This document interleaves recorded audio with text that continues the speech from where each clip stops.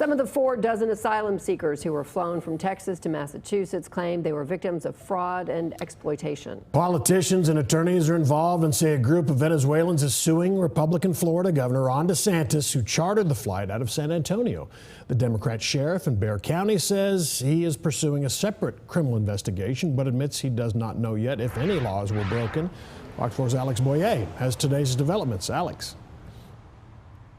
Hey, good afternoon, guys. You know, the Bexar County Sheriff says he has been in contact with the attorney who is representing those Venezuelan migrants based in Boston. He says likely in the coming days, some of his investigators will travel to the Northeast and talk to those migrants to find out exactly what they were told and by whom.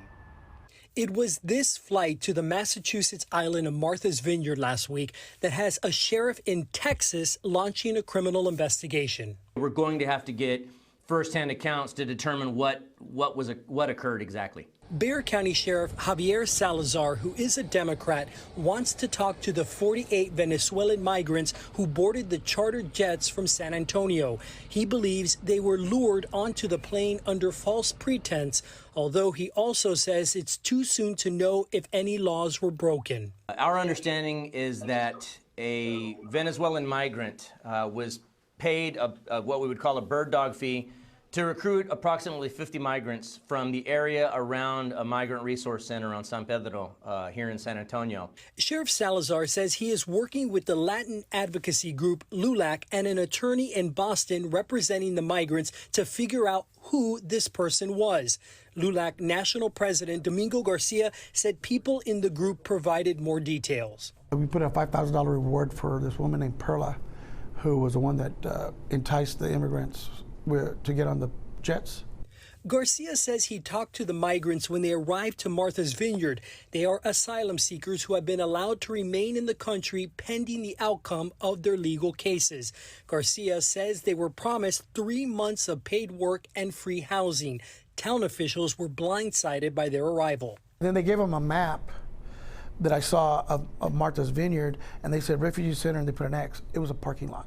And because asylum seekers are not classified as refugees, any services promised to the refugees would not necessarily apply to the group flown to Massachusetts. They arrived on chartered jets that were paid for by the Florida government. Republican Governor Ron DeSantis defended the move on Fox News last night. It was clearly voluntary, and all the other nonsense you're hearing is just not true. States don't really have the power to go just gather people up.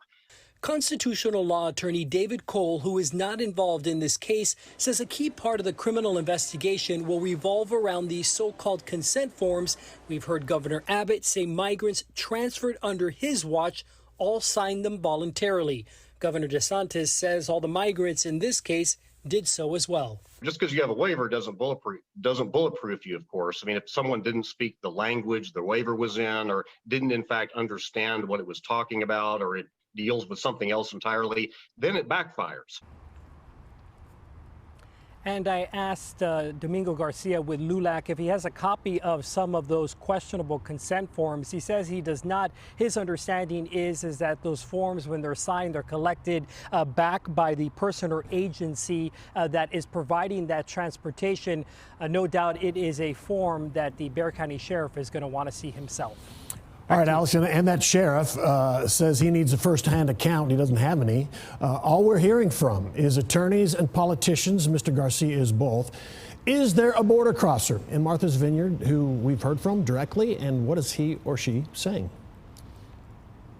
No, at this point we have not, which is why the sheriff has said, look, this is very early in the investigation. He hopes to gather more information. What he says is going to be pivotal to that investigation is to get his investigators down there in person, talking directly to those migrants to get them to sign sworn affidavits to see if indeed there was some sort of crime committed. Right. Well, I'm sure that's what viewers want to know, too. All right, Alex, thank you very much.